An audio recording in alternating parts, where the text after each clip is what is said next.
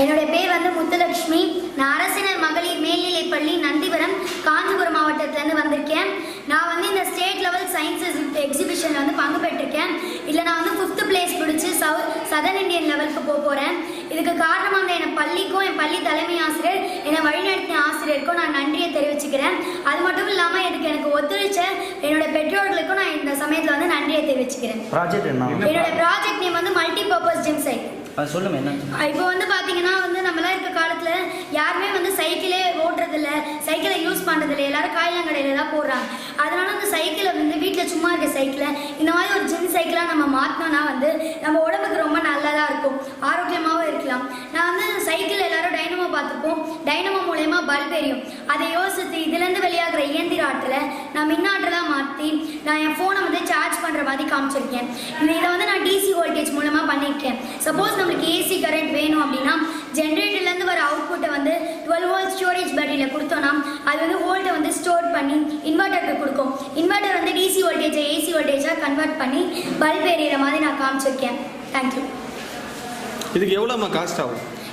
இதுக்கு வந்து 900 rupees cost ஆயிருக்கு. நம்ம தமிழக அரசு வந்து எல்லார் வீட்லேயும் வந்து மழைநீர் சேகரிப்பு தொட்டி இருக்கணும்னு சொல்லுது. அதே மாதிரி என்னுடைய ப்ராடக்ட்டும் எல்லார் வீட்லேயும் குறைந்த மானியத்தில் வந்து கவர்மெண்ட் கொடுத்ததுன்னா நான் இன்னும் சந்தோஷப்படுவேன். இந்த ப்ராஜெக்டை நான் ஃபஸ்ட்டு ஸ்கூலுக்கு எடுத்துகிட்டு போயிருந்தப்போ எங்கள் டீச்சர்ஸ்லாம் ரொம்பவே ஆர்வமோட வந்து எக்ஸசைஸ் பண்ணாங்க. இதை நம்ம பள்ளி கல்வித்துறை அமைச்சர் அவர்கள் வந்து இந்த ப்ராஜெக்டை வந்து எல்லா ஸ்கூலுக்கும் கொடுத்து எல்லா டீச்சரும் இதை எக்ஸசைஸ் பண்ணாங்கன்னா அவங்களோட ஸ்ட்ரெஸ் குறைஞ்சி அவங்க வந்து பாடியை ஃபிட்டாக வச்சுக்க முடியும். தேங்க்யூ. என்னோட பேர் பார்த்தீங்கன்னா பிரதீப் குமார். நான் சென்னை டிஸ்ட்ரிக்ட்லேருந்து வந்திருக்கேன். நான் வந்து biometric PCKG government higher secondary school கோடம்பாக்கத்தில் இருக்கேன்.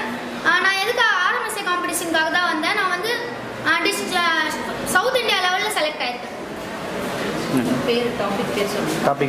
இதுக்கு எவ்வளோ செலவாச்சு? இதுக்கு செலவு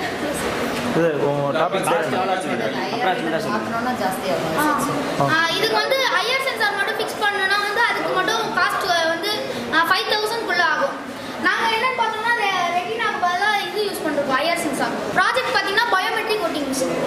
என் ப்ராஜெக்டை உருவாக்க எத்தனை நாள் ஆச்சுன்னா 1 வருஷம் ஆச்சு. இதுக்கு நான் முக்கியமாக எனக்கு யார் ஹெல்ப் பண்ணான்னு பார்த்தீங்கன்னா எங்கள் கைட் மிஸ் விஜி மிஸ், அதோட எங்களோட டெல் எம்ப்ளாயி அவர் எல்எல்எஃப் டீச்சர் அவர் பார்த்தீங்கன்னா சத்யன் சார், அவர் பேர் எங்கள் மென்டர். முக்கியமாக சொல்லணும்னா எங்கள் ஹெச்எம் மேம். எங்கள் ஸ்கூல் எங்களுக்கு ரொம்ப மோட்டிவேட்டடாக இருக்குது.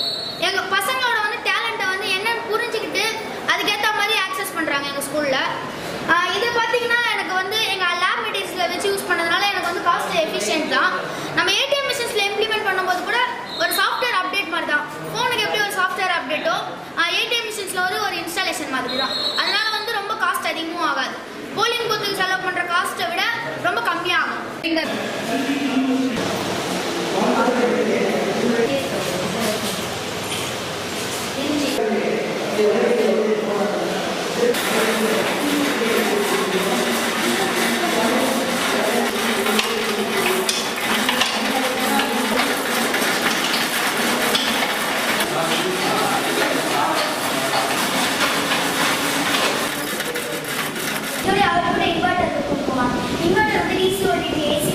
இன்னொரு தடவை மற்ற நாடுகள்லாம் வந்து நம்மளோட 80% மேலே போயிட்டாங்க. ஓட்டிங் பர்சன்டேஜ் 66.4% தான். அதை இன்க்ரீஸ் பண்ணணும். அப்புறமா பார்த்தோன்னா நம்ம கரெக்ட் என்னன்னு பார்த்தோன்னா PCKG government higher secondary school Kodambakkam. என்னோட ப்ராஜெக்ட் என்னன்னு கேட்டோம்னா AI biometric voting machine. AI என்னன்னு பார்த்தீங்கன்னா நம்மளால ஃபேக் கோட்ஸை கண்டிப்பாக தவிர்க்கலாம். ஃபேக் கோட்ஸ் வந்து யார் போட்டிருக்கா எவ்வளோ போட்டிருக்கான்னு கண்டுபிடிச்சிடலாம்.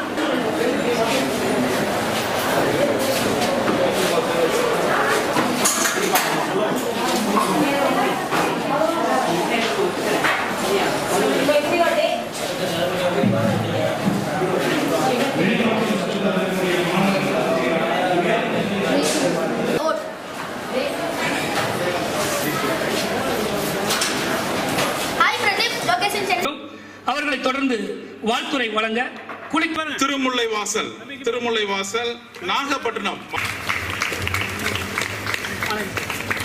மாணவி